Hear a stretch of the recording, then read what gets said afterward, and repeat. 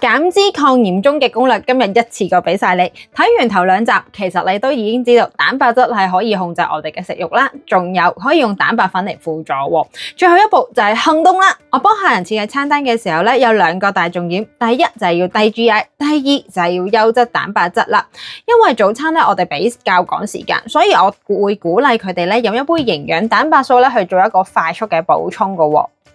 而喺晏晝方面，我就會鼓勵佢配合咧適量嘅碳水化合物啦，因為要補充翻能量，令到我哋可以繼續工作嘅。到夜晚方面咧，就係主力咧用蔬菜，仲有咧優質蛋白質咧去做一個搭配嘅。